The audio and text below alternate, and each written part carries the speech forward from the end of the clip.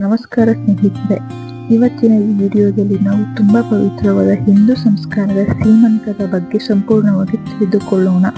ಸೀಮಂತ ಏಕೆ ಮಾಡುತ್ತಾರೆ, ಇದರ ಹಿಂದೆ ಇರೋ ಧಾರ್ಮಿಕ ಕಾರಣವೇನು, ವೈಜ್ಞಾನಿಕ ಕಾರಣ ಇದೆಯೇ, ಇದರಿಂದ ತಾಯಿ ಮತ್ತು ಮಗುವಿಗೆ ಹೇಗೆ ಉಪಯೋಗ ಎಂದು ಈ ವಿಡಿಯೋದಲ್ಲಿ ತಿಳಿಯೋಣ. ಸೀಮಂತ ಅನ್ನೋದು ಗರ್ಭಿಣಿ ಮಹಿಳೆಗೆ ಮಾಡುವ ಒಂದು ಶುಭ ಸಂಸ್ಕಾರ. ಸಾಮಾನ್ಯವಾಗಿ ಇದನ್ನು 7 ಮತ್ತು 9ನೇ ತಿಂಗಳಿನಲ್ಲಿ ಆಚರಣೆ ಮಾಡಲಾಗುತ್ತದೆ.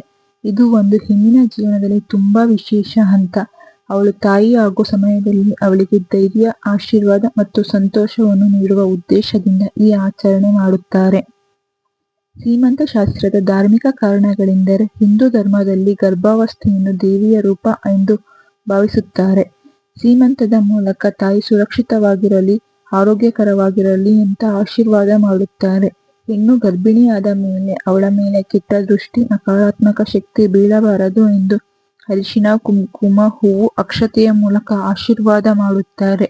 ಇದು ಕೇವಲ ಸಂಪ್ರದಾಯವಲ್ಲ, ಇದರ ಹಿಂದೆ ವಿಜ್ಞಾನವೂ ಇದೆ. ಅದೇನೆಂದರೆ, ಗರ್ಭಾವಸ್ಥೆಯಲ್ಲಿ ಹಾರ್ಮೋನ್ಸ್ ಬದಲಾವಣೆ ಆಗುತ್ತದೆ. ಈ ಸಮಯದಲ್ಲಿ ಸಂತೋಷದ ವಾತಾವರಣ, ಸಂಭ್ರಮ ಆಚರಣೆಯಿಂದ ತಾಯಿಯ ಮನಸ್ಸಿಗೆ ಶಾಂತಿ ನೀಡುತ್ತದೆ. ಕುಟುಂಬದವರು ಸೇರಿ ಕಾಳಜಿ ತೋರಿದಾಗ ತಾಯಿಗೆ ಭಯ, ಒತ್ತಡ ಕಡಿಮೆಯಾಗುತ್ತದೆ. ಇದು ಮಗುವಿನ ಬೆಳವಣಿಗೆಯಲ್ಲೂ ಸಹಾಯ. ಸೀಮಂತ ಸಮಯದಲ್ಲಿ ತರತರಹದ ಹಣ್ಣುಗಳು ಮತ್ತು ಗರ್ಭಿಣಿ ಹೆಣ್ಣಿಗೆ ಇಷ್ಟವಾದ ಎಲ್ಲ ತರಹದ ಸಿಹಿ ತಿಂಡಿಗಳನ್ನು ಕೊಡುತ್ತಾರೆ. ಇದರಿಂದ ಪೌಷ್ಟಿಕ ಆಹಾರ ಸಿಗುತ್ತದೆ. ಇದರಿಂದ ತಾಯಿ ಮತ್ತು ಮಗುವಿನ ಆರೋಗ್ಯಕ್ಕೆ ಒಳ್ಳೆಯದು.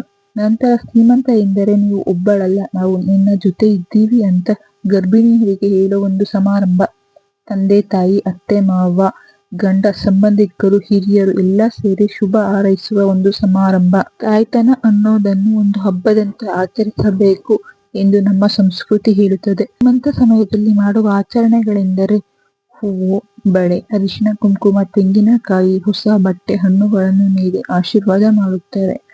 ಹೂವು ಶುದ್ಧತೆಯ ರೂಪವಾಗಿದೆ. ತೆಂಗಿನಕಾಯಿ ಸಂಪೂರ್ಣತೆಯನ್ನು ಸೂಚಿಸುತ್ತದೆ. ಹಣ್ಣುಗಳನ್ನು ನೀಡುವುದರಿಂದ ತಾಯಿ ಮತ್ತು ಮಗು ಆರೋಗ್ಯವಾಗಿರಲಿ ಎಂದು. ಹೊಸ ಬಟ್ಟೆ ಹೊಸ ಜೀವನ ಶುರುವಾಗುತ್ತದೆ ಎಂದು ಅರಿಶಿನ, ಕುಂಕುಮ ಇಟ್ಟು ಆಶೀರ್ವಾದ ಮಾಡುತ್ತಾರೆ. ಸೀಮಂತವನ್ನು 7 ಮತ್ತು 9ನೇ ತಿಂಗಳಿನಲ್ಲಿ ಆಚರಣೆ ಮಾಡುತ್ತಾರೆ. ಯಾಕೆಂದರೆ ಆ ಟೈಮಲ್ಲಿ ಬೇಬಿ ಸ್ಟೇಬಲ್ ಆಗಿರುತ್ತದೆ, ರಿಸ್ಕ್ ಆ ಸಮಯದಲ್ಲಿ ಕಡಿಮೆ ಎಂದು ಆಚರಿಸುತ್ತಾರೆ. ಇವೆಲ್ಲ ತಾಯಿಗೆ ಧೈರ್ಯ ಮತ್ತು ಸಂತೋಷ ಕೊಡೋ ಸಂಕೇತಗಳು.